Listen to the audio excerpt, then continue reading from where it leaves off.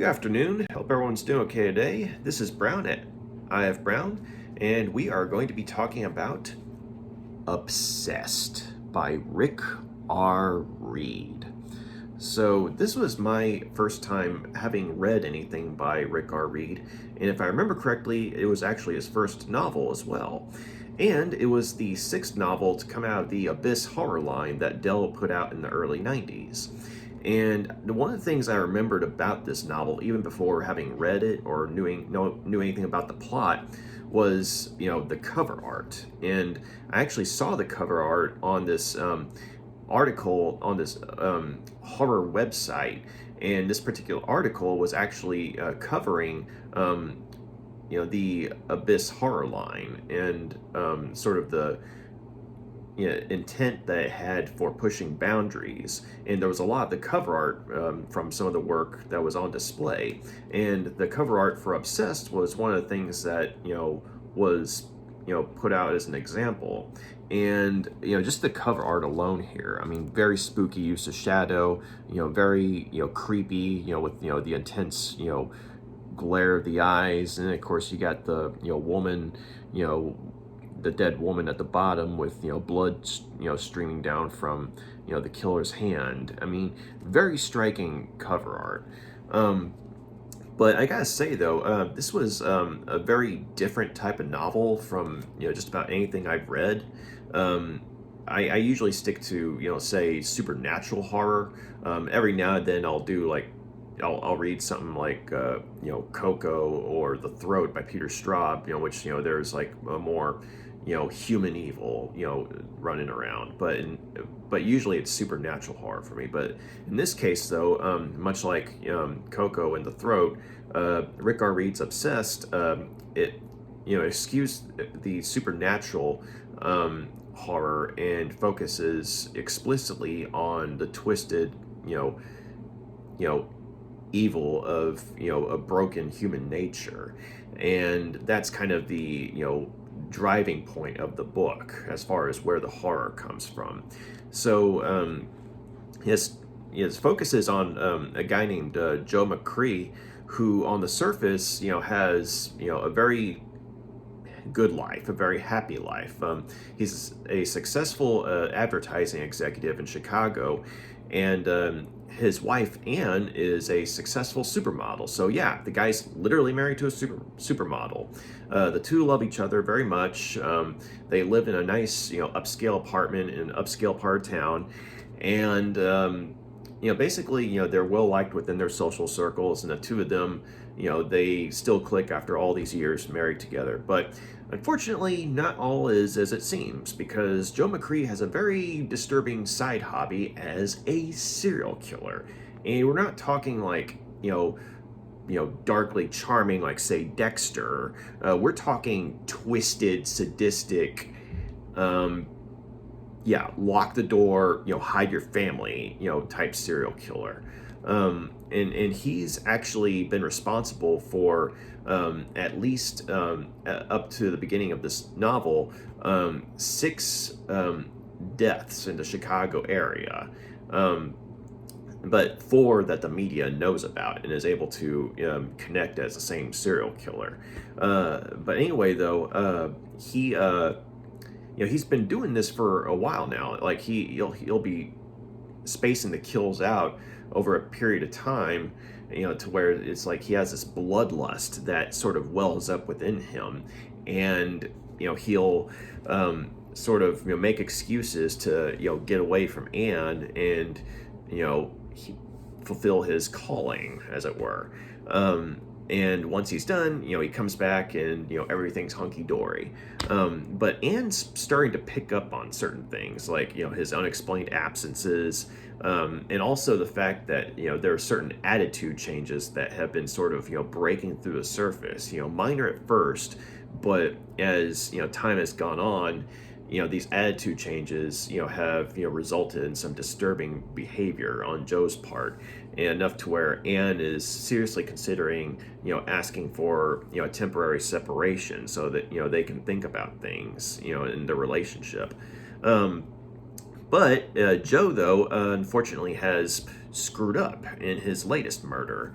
And it turns out that he had accidentally left a lighter of his at the scene of the murder. And it was a lighter that has his initials on there. And so the husband of the deceased woman, a guy named Randy, happens to find the lighter one day, and he realizes that this belongs to the guy who killed his wife, and so he becomes consumed with this quest for revenge against whoever killed his wife, and so. On the other hand, though, you have a woman named Pat Young who lived across the street from Randy and his now deceased wife, and she actually saw the guy who killed her, Randy's wife, namely Joe. And so Pat is a very cynical, very bitter individual because, due to an accident at a construction site, she is now confined to a wheelchair and she lives on disability benefits, which are rapidly diminishing. And so when she's always, had her eye, on spying on people from across the street, anything for gossip. And so when she stumbles upon this, the fact that, one, she saw the murderer, the face of the murderer, and she knows who the murderer is, she decides that, hey, she's got all the cards. And so you've got all these, conflicting, paths here that eventually, collide with one another. I mean, you have Joe who, actually comes to realize that he goofed up and he left a lighter, or he left something of his at his latest crime scene, and he doesn't normally do that, and so he's unable to actually find it. He's able to go back to the crime scene, but he can't find it because Randy has it. And on the other hand, though, it's starting to drive him crazy because he realizes that someone could know who he is. And then he finds out that someone does in fact know who he is, namely, Pat Young, who blackmails him into a sort of, twisted, sexual type of relationship in order to withhold his identity from the police, as well as Randy. And then, of course, you have Anne, who eventually comes to realize that something is very wrong with her husband. And it gets to a point where she's convinced initially that he's having an affair, but then she starts, sort of finding things, like a bloody X-Acto knife, which is in fact the one that he uses for his crimes. And he starts, trying to explain his absences. And of course, his harsh behavior that's starting to come out.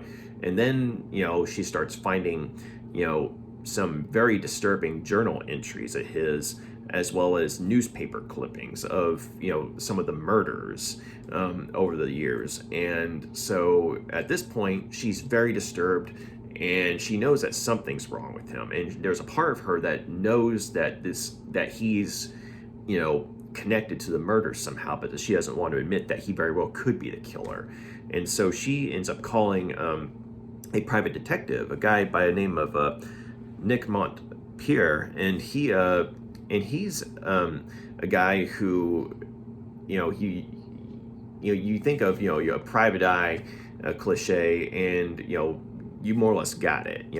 A guy who's got a jaded past, or I guess you could say a tragic past, and who's trying to be as objective as possible, with his job, but nonetheless ends up falling in love with Anne, who happens to be a very beautiful woman who is in a very chaotic time in her life right now. And so Nick, on the other hand, he's used to, say, insurance fraud, toward affairs and things like that. But then he starts to realize that he might be very well in over his head once Anne starts providing him evidence that Joe very well could be a serial killer, or at the very least, very mentally disturbed. And so like I said, just all these, conflicting, paths eventually just come together, and the result is, very chaotic and very bloody. But anyway, though, this was a novel that uh, I that it flows at a very fast pace, and I actually, I mean, as a horror reader, I very much enjoyed it. But be forewarned that this is a very disturbing novel in the sense that it gets you inside the mind of a serial killer, and right off the bat, who the guy is. So it's not like I'm spoiling anything. Like in the first chapter, it literally says, his name and who he is and what have you. But you're in his head every step of the way, as far as whenever a murder's being committed. And one of the things that Rick R. Reed does is, on one hand, he'll be um, he'll be cutting from something that's going on in the present tense, and then he'll be cutting to a journal entry that Joe has. And when Joe employs these journal entries, to record his exploits, I mean, it gets really disturbing. I mean, probably even more disturbing than, say, what's going on, say, in the present tense within the actual story of what we're reading. And so excuse me, once we get these journal entries, though, I mean, it just gets very warped, very squirm-inducing, and you really feel like you're inside the mind of a sick, twisted, depraved individual. And the thing is, I mean, Rick R. Reed does such a good job of, I mean, okay, Joe is definitely the protagonist of the novel, and we're not meant to like him. Okay, we really are not. We're meant to be repulsed and terrified of him, and especially as his monstrous side comes even more to the forefront, and this facade of normality just fades to the side. But the thing is, much like, say, the movie Scarface, we become invested in this villainous protagonist's story to a point where we start to, or at least I started to relate with him on some level, in the sense that there's certain stress that comes into play of, say, being found out about something, or the stress of not knowing about something. And while I definitely can't relate to, say, the stress of um, a serial killer or anything like that, in the sense of trying to find the evidence you inadvertently left behind or something like that, or someone knows who I am and they're gonna reveal my identity or something like that. I mean, obviously I can't relate to that level of stress, but or I should say that particular stress, but the amount of stress, the human level of stress that is on hand in this book, I think we've all felt it at some point, in a sense that on one hand, our life is in control, or at least we're in control of our lives, but then something happens that it's like a domino effect. It just throws everything off balance, and everything we kind of took for granted is just taken away from us, and we are just left dancing on this surface that's increasingly rocky and unyieldy. And it's just it's a very it's something I gotta give props to Rick R. Reed for, in the sense that he makes us relate to the stress that Joe's going through, even though I mean, he is a serial killer, he's a monster, but that level of stress is something that's relatable, and I gotta give him props for that. I mean, especially in the sense that it's like we're so caught up in the story that we realize that we're like, hey, we're kind of identifying with a serial killer here. That's pretty disturbing. But anyway, though, the other thing I liked about the book is that even though Joe's the protagonist, the other characters I mentioned, his wife Anne, the widowed husband Randy, the wheelchair-bound cynic Pat Young, and the private detective Nick. I mean, they're all very well developed characters. They're very well written. And even though Joe's the driving force of the story, and he's the one who gets the most focus, the other characters, even though there were times where I was like, okay, now it's getting kind of ridiculous as to certain actions that the characters take. Um, Overall, though, I felt that they were very well realized. On one hand, as far as the character of Anne goes, um, we really start to sympathize with her character as well, because it's like, imagine for example that yeah, I mean, okay, I'm sure that most of y'all know someone who had say suspicions about their partner, and like maybe they thought on the surface everything's fine, but they're starting to see things, they're starting to pick up on things that their partner isn't telling them, or certain things that their partner's doing that are very out of character, and they know that something's up, but they don't want to admit it to themselves because they're so accustomed to this happy life that they have together. They don't want to admit to the possibility of there being something wrong. But the longer that this charade goes on in real life, a lot of people, it's like their life becomes even more and more fake. It just becomes surface level you know uh, satisfaction. I mean, it looks like satisfaction, but it's not actually satisfaction, because the problem isn't being dealt with, if it's being acknowledged at all. And Anne is put in a situation where, she's not wanting to admit that there's something wrong, but there in fact is something wrong with her husband. And, it's just that she underestimates how severe the problem is. And when she does find out, I mean, she's in a nightmare of a situation. And she literally sees her husband become a monster, and it's pretty terrifying. When you're looking at it from that relatable of a perspective, um, and and then you're put into say a situation where, or at least within the book, wherein you can identify with the thought process of this person, but then they find out that the one that they love is in fact the monster. That's a pretty scary situation, and it's something that could have been scary on paper, but it could have been schmaltzy and over dramatic on once it was actually written down.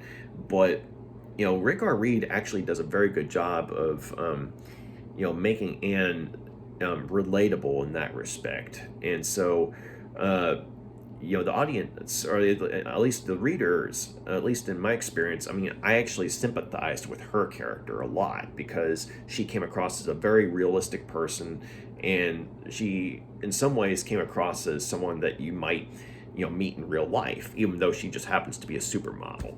But the other characters, like the character of Randy, there wasn't as much time devoted to his character, but I did appreciate the fact that Rick R. Reed actually devoted the time and effort in showing just how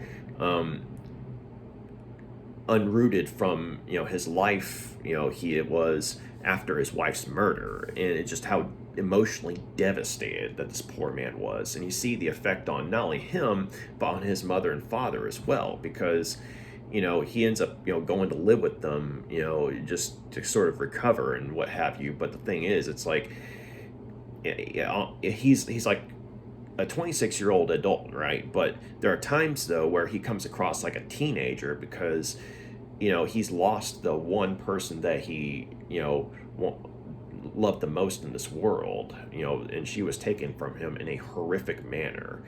And this could have been a situation where he could have just drifted through life and maybe found a purpose again over a period of time. But once he inadvertently stumbled upon that bit of evidence that could point him to who the killer is, he becomes like a shark, a shark who just disregards everything else and focuses on nothing but finding the person who took his wife away from him, just all-consuming vengeance. And you really see how it damages his life further, but he just doesn't care at this point. But you also see how it affects his family as well, his mother and fathers, his mother especially. And his father, seems to be in the mindset of, okay, this guy has to get through his grief. My son has to mourn. We have to give him time. Don't try and force anything on him. But on the other hand, the mother though seems to be sort of like I think the term is helicopter mom. Like she's wanting to try and make up for lost time, and she's always hovering around him. But eventually, she catches on that he knows who killed his wife, and she's trying to sort of spy on her own son. And well, let's just say that things don't exactly end well in that regard. But then the characters of Pat Young. It's funny because while Joe is definitely a monster and is a killer to be feared, Pat Young is probably in some ways just as bad as Joe is, because it you kind of get the idea that she was a very manipulative individual before her accident, but now though she's even more so, because she sees no point in, say, trying to have empathy for other people anymore, because her mobility and freedom were taken away from her in an accident. But when she finds herself in a spot where she holds all the cards, she's like, hey, I'm gonna milk this situation for all it's worth. And she doesn't care who suffers. She doesn't care that she's withholding information from the authorities that could very well prevent further death, and she just wants to have her twisted fun with Joe, and then eventually Randy as well. And she gets off on other people's pain, and people like that. It's kind of interesting how Rick R. Reed chose to have her as a person who is confined to a wheelchair, because usually in a situation like that you could have some sympathy for them, just because it's a very difficult plight. I mean, I'm sure, but at the same time she's just so morally despicable that you're kind of like, okay, yeah, yes, you're confined to a wheelchair, but you are way out of line for doing what you're doing, lady, and you deserve something to happen to you. As far as karma can be a witch with a bee, and you're wanted to be with her. So yeah, I thought that was an interesting touch of having a villain who in her own way is almost just as bad as Joe. I mean, granted, she's not the one going around killing people, but at the same time she is knowingly aiding and abetting, and she's enjoying every minute of it. And last but not least, the character of Nick. I liked his character, and in the sense that he kind of made me think of Harry D'Amour, the private detective from Clive Barker's, The Last Illusion, which in turn was made into the movie The Lord of Illusions.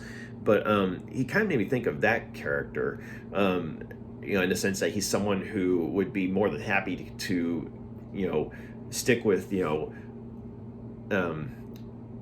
financial cases of financial fraud or something like that, or cheating spouses, which initially he thinks this is what he's getting into.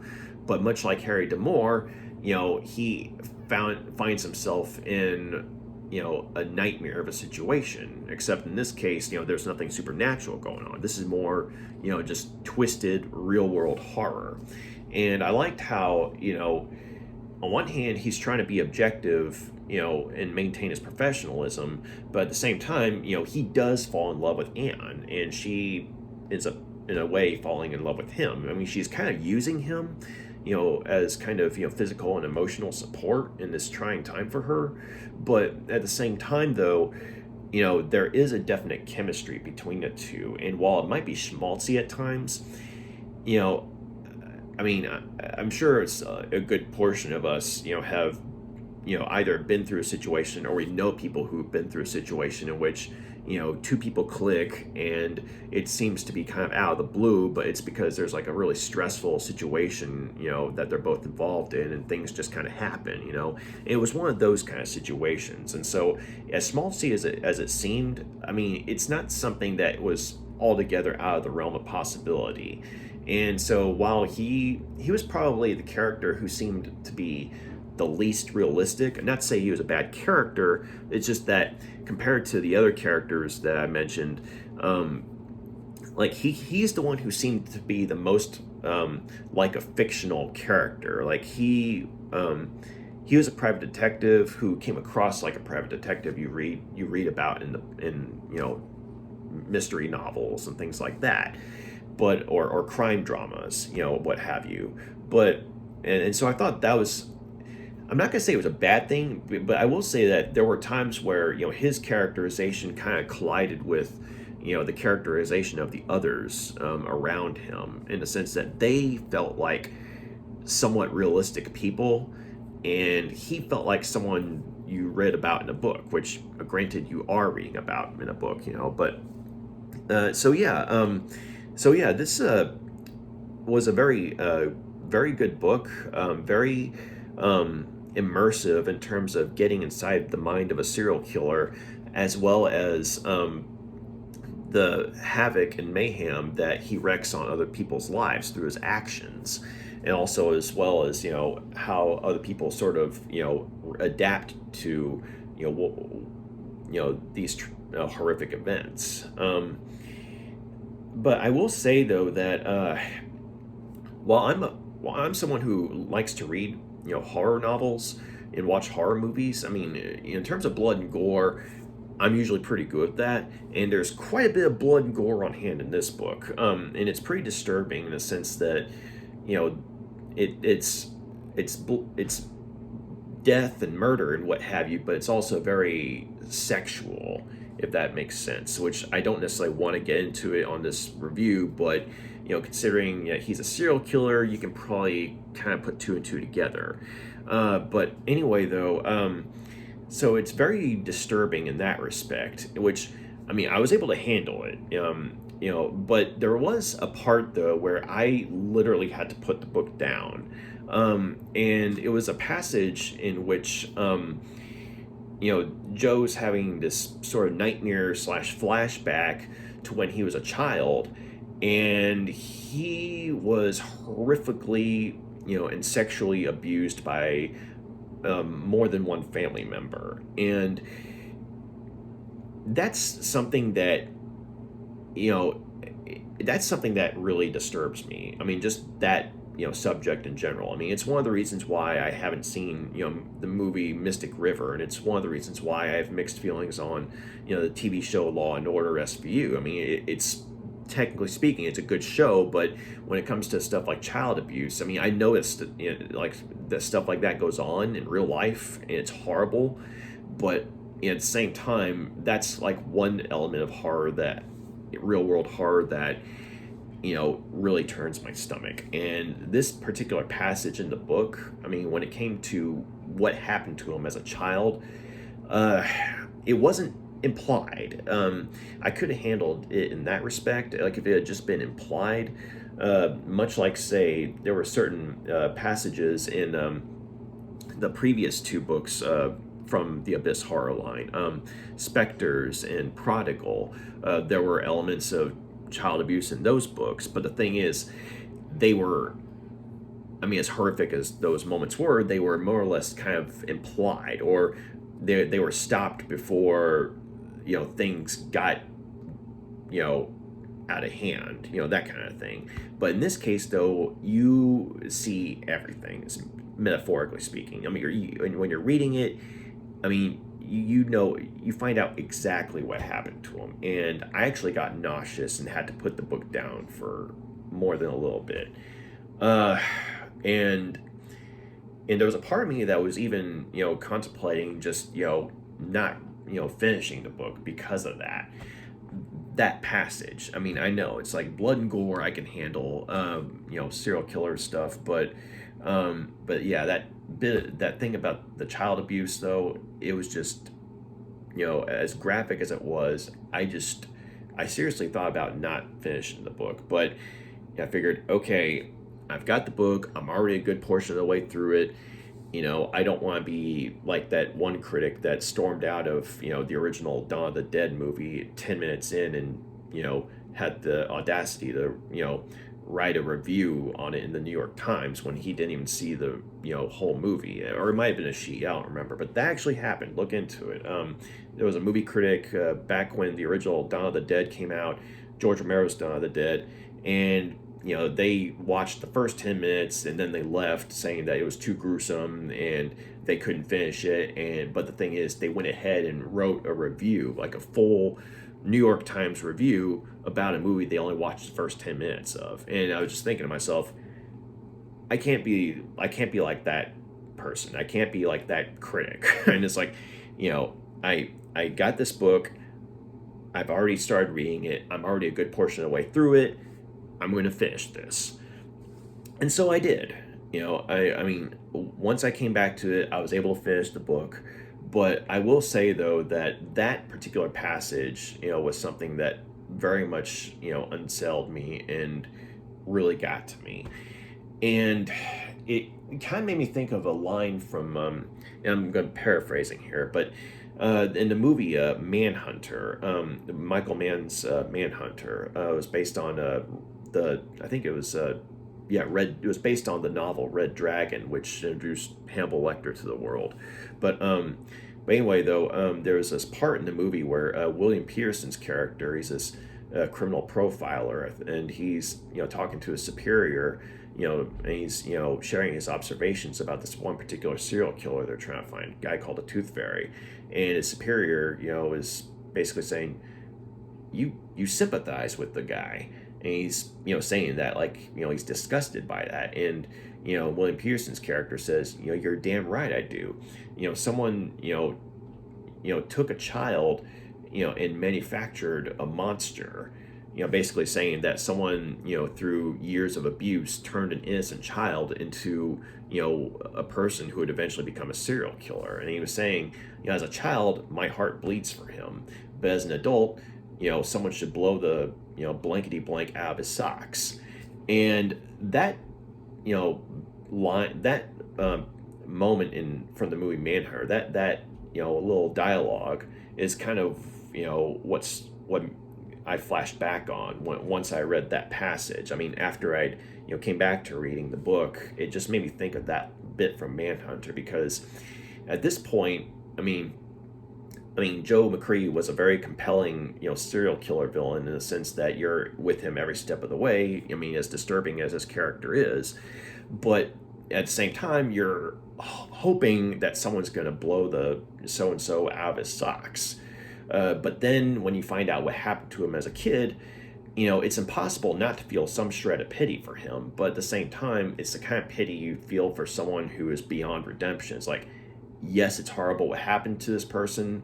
They didn't deserve that, but that doesn't excuse, the crimes that they've committed, since then. So it's like, I feel for you, but the best you're going to get is a bullet to the head, that kind of thing. But yeah, so it's a book that I mean, I read at a very fast pace. I enjoyed reading it in a sense that it was a very well done work of serial killer, fiction, and I guess real world horror. But it's probably not something that I myself would want to read again. I'm not saying I would never read anything by Rick R. Reed again, because the guy is a very good writer. He's very descriptive, with his characterizations of people. And also, the other thing I was going to say is that it takes place in Chicago, and I've only been to Chicago once, and that was when I was a kid, and I was only there. It was with my parents for a couple of days, so I wouldn't be able to tell you all about the city or the culture or the landmarks or anything like that. But reading in Obsessed, though, whenever he's describing the scenery, and the landmarks or the weather, because it's snowing and when during the time of the book the story takes place in, I mean, you really feel like you're in this urban landscape, this wintry urban landscape, and it's very specific in terms of what scenery there is, and so you believe that it's in Chicago even if you've never been to Chicago. But I was going to say the other thing, there was one other thing that I had a bit of a problem with, in the sense that like anytime you're reading fiction, you kind of have to check your brain at the door to some extent. But there came a point though where, I mean, I was on board with certain characters acting, I guess you'd call it irrationally, up to a point, because I mean, it's made very clear that these are flesh and blood characters, and a lot of them have been emotionally damaged by what's been going on, so their decision making process isn't exactly, up to snuff, just because of how close they are to certain events. And so I was on board with that. I could understand that. But it eventually comes to a point, though, wherein, the Chicago Police Department officially identifies Joe McCree as the serial killer who's been terrorizing the area, over this period of time, and he's killed at least 12 people, most of them women. And so, I mean, like, they're running newspaper articles and what have you. So at this point, everyone knows who the serial killer is. But there comes a point at the climax, which, on one hand, I mean, I did enjoy in that, twisted, macabre way, in the sense that, all these, twisted, paths just kind of collided with one another, and it had this sort of, gleefully, nightmarish, chaotic ending, but I enjoyed it in that respect. But then at the same time, the realist in me was saying, okay, so you all know who this guy is now.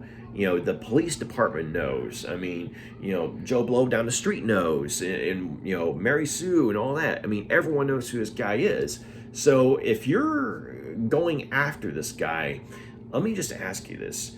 Would you only send two, detectives after the guy? Or would you send, and let's say, for argument's sake, that, one of the people going after Joe is a vengeful husband who is, or an emotionally compromised private detective. And then, of course, you have, these other detectives who are neutral to the case, but nonetheless are trying to stop the serial killer. Do you really think that they would only send 2 or 3 people after this guy who is a serial killer if they are suspecting a trap? At this point, they'd have like a SWAT team or, something. And so at that point, there are points where, even before the climax, it's like they Rick R. Reed makes it clear in the book that everyone knows who Joe is now. But at the same time, you don't really see, you hear talk of, everyone keeping an eye out for, tips and feelers and what have you, but you don't see like a massive, Crime Stoppers unit going after the guy, which would be a more realistic outcome, at least in my opinion. But you just only see a couple of detectives go after the guy. And so, I don't know, that part kind of annoyed me. It didn't ruin the novel, but at the same time, it just it kind of took me out of it in that respect, in a sense that it's like, if it'd be one thing if they didn't know who the serial killer was and they're still trying to figure him out, and if it had been something like that, then I think I would have been more accepting of there being only 2 or 3 people, going after the guy. But because they literally went out of their way to say, hey, this guy's the killer, this is what he looks like, keep an eye out for him, report all suspicious activity, if you think this is if you've seen this guy, what have you. Rick R. Reed made it clear that everyone and their mother knows who this killer is now, but he still only has 2 or 3 people go after him. And at that point, I was just like, okay, I know you're trying to up the stakes in a drama, but come on, you gotta have a SWAT team or something go after the guy. But anyway, though, yeah, that was probably like the one bit that actually took me out of the book in terms of, I guess you could say, a cheesy plot element. Like some of the romantic stuff with, say, Anne and Nick, the private detective that she hires to go after Joe. I mean, while some of it sort of felt schmaltzy as far as the rushed romantic and toward affair that they're having, they at least were fleshed out enough to where I was willing to, sort of go along with their relationship and what have you. But that little bit though, like once everyone found out who Joe was, and they're still only sending like 2 or 3 people after him, that was just like, okay, come on, you could do, SWAT team something. Anyway though, other than that though, I have to say that I enjoyed it as a work of horror and I guess you could say serial killer fiction. And it was definitely something that was a lot more, um, I guess, in your face as far as psychological horror goes. And so it definitely goes along with Dell, Dell's mission statement for the Abyss horror line.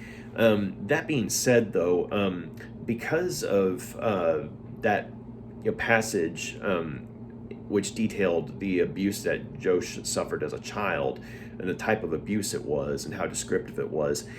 This isn't necessarily a book that, I mean, as much as I enjoyed reading it as a work of horror fiction, it's not something I'd want to reread again. That's not to say that, Rick R. Reed is a bad writer, because he's not a bad writer. He's a very good writer, at least based on, my reading of this, particular novel here. It's the only thing I've read by him so far. But it's just that, that kind of real world horror, when it comes to, say, child abuse and stuff like that, that I have a very hard time with. And so that's the reason why it's like, it's a good book, it's a good horror novel, but it's not something I'd want to reread, again after having completed it. So I'm going to go ahead and give Obsessed, 4 stars out of 5. It was good. So if you're looking for, a good serial killer novel, or I guess you could say serial killer fiction, or just psychological horror, Obsessed by Rick R. Reed, which was written in 1991. It's a good novel. Just be warned, it's very disturbing, so it helps if you have a strong stomach for it. But yeah, so that was my take on it.